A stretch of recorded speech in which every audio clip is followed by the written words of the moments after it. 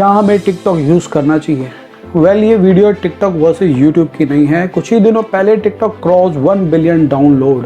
That's mean 1/7 of the world population is using TikTok. अब TikTok में क्या content है, क्या वो सोशल मैसेज दे रहा है, उससे हमें क्या फ़ायदा हो रहा है, इन सब की हम बाद में बात करेंगे।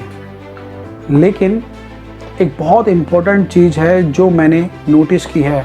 पिछले दिनों से मैं कई दिनों से मैं टिकटॉक पे बहुत सर्चेस कर रहा था, उसकी प्राइवेसी पॉलिसी पे और बहुत चीज़ों पे मैं सर्चेस कर रहा था। I want to share with you something very dangerous that I discovered about TikTok. But इससे पहले मैं रिक्वेस्ट करूँगा ये वीडियो पूरी देखिए, क्योंकि वीडियो आपके लिए बहुत ज़्यादा इंपॉर्टेंट हो सकती है।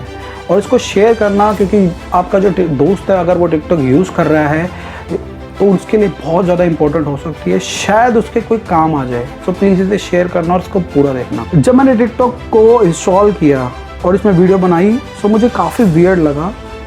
आप इंस्टॉल करते हैं या इसमें वीडियो बनाते हैं तो आपसे ये आपके कैमरे की एक्सेस, आपकी SD कार्ड की एक्सेस मांगता है। बट ये नॉर्मल बात है कि हर कोई एप्लीकेशन आपसे कैमरे की एक्सेस मांगेगी, आपकी SD कार्ड की या गैलरी की एक्सेस मांगेगी। बट जो सबसे मुझे वियर्ड लगा, ये एक चीज़ की एक्सेस नहीं मांगता, लेकिन चुपके से आपके फ़ोन से वो चुरा रहा है। वो क्या है? वो है आपकी लोकेशन। आप चाहे तो खुद चेक कर सकते हैं। सेटिंग में जाके आप देखेंगे कि एप्लीकेशन में जाएंगे तो वहाँ टिकटॉक नहीं होगा। ये चुपके से आप लोगों की लोकेशन चुरा रहा है आपसे। मैंने जब इसे इंस्टॉल किया था तो मैंने इंग्लिश लैंग्वेज सेलेक्ट की थी, लेकिन मेरी फीड में हिंदी और जो मेरे नियर बाय की लोकेशन के ज़्यादातर जो टिकटॉक में वीडियो बना रहे उनकी वीडियोस आ रही है। सो ऐसा क्यों आ रहा है? टिकटॉक को कैसे पता कि मैं दिल्ली में हूँ और मैं हिंदी बोलता हूँ और मुझे हिंदी आती है? जस्ट एज ए प्रिकॉशन मैंने लोकेशन ऑफ कर दिया है, बट लोकेशन ऑफ करने के बाद भी वो सेम फीड ही मुझे दे रहा था। सो टिकटॉक को कैसे पता लगा जब इसने मेरे से लोकेशन नहीं मांगी और मैंने इंग्लिश सेलेक्ट किया था और ये मुझे हिंदी वीडियोस दिखा रहा है और दिल्ली की वीडियो दिखा रहा है? सो इसको कैसे पता लगा मेरी location? If you want to change your location, there is a very simple trick called VPN, virtual private network. So मैंने अपने मोबाइल पे एक VPN सेट किया और लोकेशन USA की डाली। VPN सेट करने के बाद मैंने YouTube चलाया तो मुझे USA की सारी फीड आ रही थी। मैंने हॉटस्टार चलाया तो हॉटस्टार नहीं चल रहा था। लेकिन मैं अगेन टिकटॉक पे गया सो वो मुझे अगेन वही फीड दे रहा था जो मुझे यहाँ की फीड दे रहा था। मुझे दिल्ली के नियर बाय दिल्ली की सारी फीड, वो भी हिंदी में फीड दे रहा था। सो ऐसा क्यों हो रहा है? सो इसका जवाब था कि टिकटॉक आपकी सिम से आपका डेटा चुरा रहा है। वो आपकी सिम से आपकी लोकेशन चुरा रहा है। सो है ना कितना डेंजरस है आपके लिए कि आप एक ऐप बिना बताए आपकी सिम से आपका इन्फॉर्मेशन ले रही है। और सबसे बड़ी बात ये लगी मुझे कि कोई वार्निंग भी नहीं देती आपको कि ये आपकी लोकेशन आपकी ट्रैक कर रही है। टिकटॉक इस पे कहता है कि ऑटोमेटिकली ये एप्लीकेशन आपके जो भी लोकेशन है, आपका जो भी डेटा है वो सेव करती है।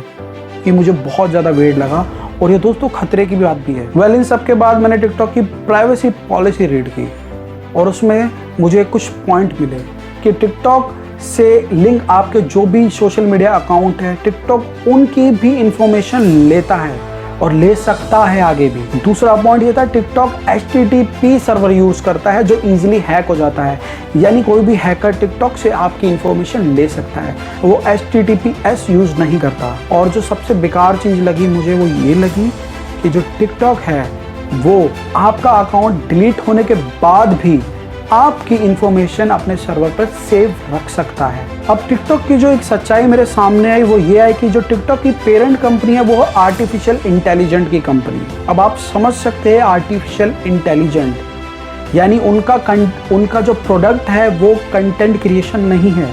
आर्टिफिशियल इंटेलिजेंट का जो प्रोडक्ट है वो है एल्गोरिदम।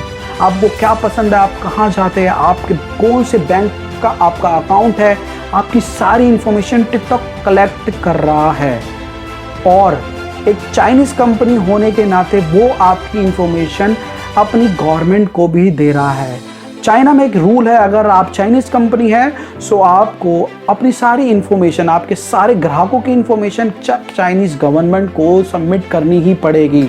और आप जानते हैं कि चाइना 2030 तक किसी भी हालत में बाय हुक और बाय क्रूक वर्ल्ड पावर बनना चाहता है। सो आपको नहीं लगता कि ये आपकी इंफॉर्मेशन वो किसी भी ट्रिक या किसी भी ट्रैप के लिए यूज़ करेगा?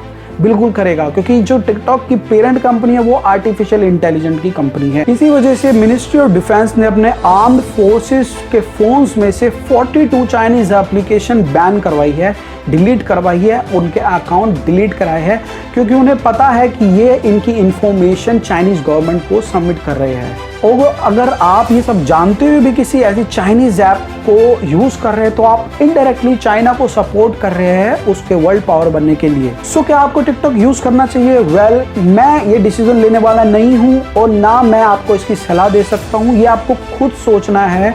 आप खुद जानते हैं चाइना का रवैया क्या है। वो अभी भी आप जानते हैं कि चाइना और हिंदुस्तान में बहुत ज़्यादा कुछ चल रहा है विवाद, लेकिन इसके बावजूद भी अगर आपको ये वियर्ड लग रहा है कि आपकी इन्फॉर्मेशन वो चाइनीज़ में सबमिट चाइना सरकार ले रही है, तो वो ज़रूर कहीं ना कहीं आपकी इन्फॉर्मेशन यूज़ करेगी।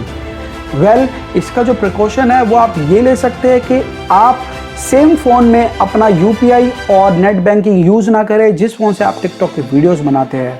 और दूसरा, जब भी आप टिकटॉक की वीडियो बनाए तो गूगल का यूज़ ना करें, यानी गूगल या जीमेल का यूज़ ना करें। उसके लिए आप एक अलग से पासवर्ड और एक यूज़र नेम सेट करें।